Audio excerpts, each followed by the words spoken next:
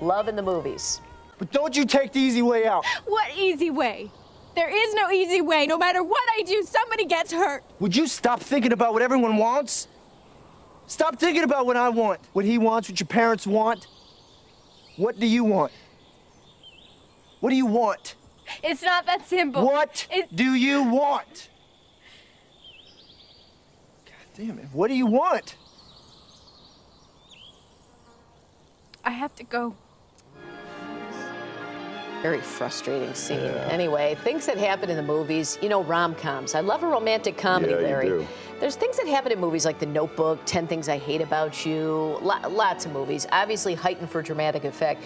But there could be something to learn from these movies. Two university professors host a podcast analyzing romantic films through a scientific lens. It's called Love Factually, and it's done by Paul Eastwick and Eli Finkel, who is a social psychology professor at Northwestern University. Good morning. Thanks for joining us. Hi, good to see you. I'm delighted to be here. Is it to teach us what to do or what not to do? Both. Okay, Turns good. out Hollywood gets it right and wrong. Oh, is J-Lo in this book? Because Robin's not going to buy it if she's not. I love a good J-Lo rom-com. Happy to add J-Lo. So far, we have not yet had one, but we'll add one for you. So is each episode of the podcast just analyzing one rom-com? Exactly right, yeah. Okay, and what do most of them get right and wrong? Because people love these movies. They do love these movies, and again, the idea behind why we wanted to do this is that Hollywood sends all sorts of messages. These messages matter because they tell us how relationships should work, and sometimes they get it right, sometimes they get it wrong. One of the things that I think they really get right is the inherent tension in relationships. We want both to feel this sense of intimacy and closeness, but also to feel protected and not get hurt. There's no way to maximize both, and the films do a good job of illustrating what it's like to take that emotional risk and see what happens. Well, first we're going to talk, we touched on The Notebook there, and we're also going to show 10 Things I Hate About You. That's that Heath Ledger movie. Yes. This theme is big romantic gestures. Yeah. That's a big theme in these movies and a couple of others like Say Anything, Holding the Boombox.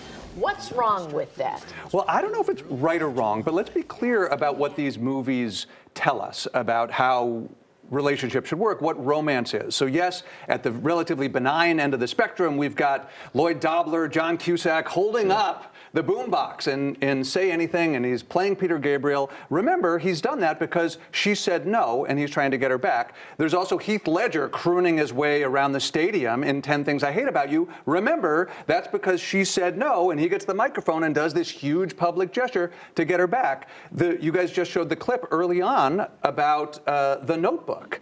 Now, that was a clip after they had been together and then they split up, but the way they get together in the first place is he threatens, jokingly, to kill himself if she won't go on a date. And so what I think we've taught a generation or two of young men and women is that what's romantic is if she says yes, go bigger. And I don't think we've really reckoned with, is that the message that we want to send? I don't want to live in a world where you never do that, but certainly the idea that that's the standard thing to do is problematic. So what are we going to do as a society? We haven't thought about it. That's the thing. When you get past those years, you settle into this more consistent love that's, I guess, more enjoyable when you're older.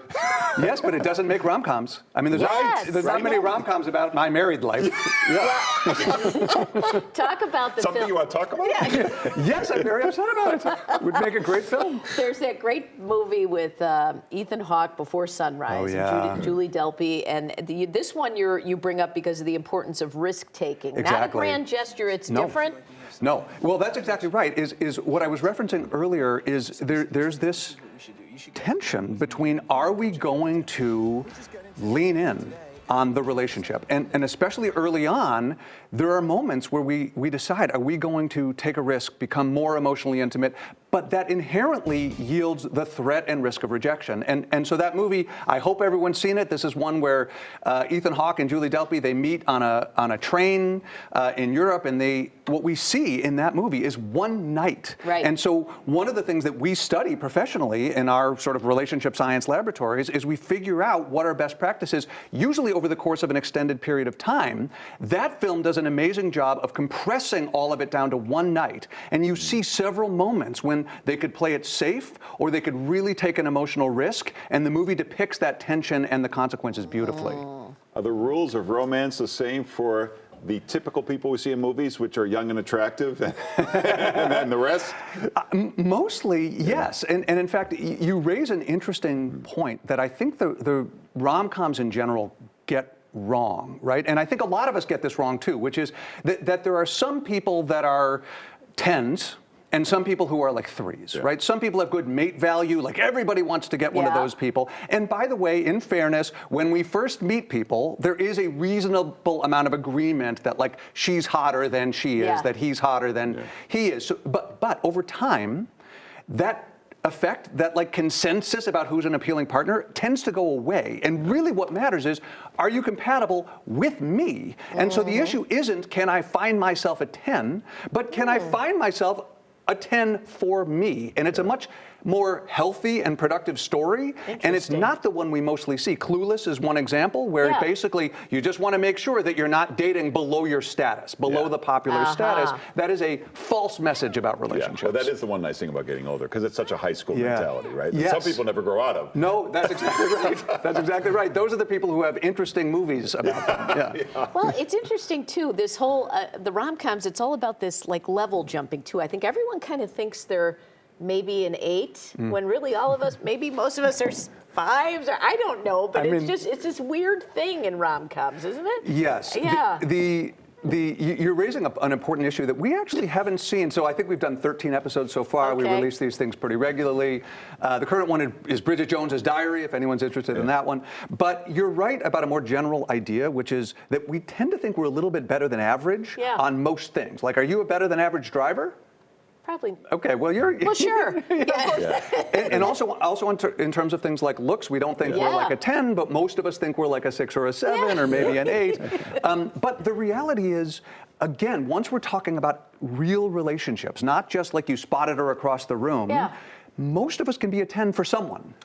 Yes. That's true. See? And Larry and I are available for romantic advice on your podcast. Oh, I was wondering what you were offering there. We're all available. You're available. I have HR on speed dial back here. EliFinkel.com is where you can find him, and the podcast is Love Factually. Fascinating. That's really interesting. That's a great idea. Thanks so much, Eli. Thank you so much for having me.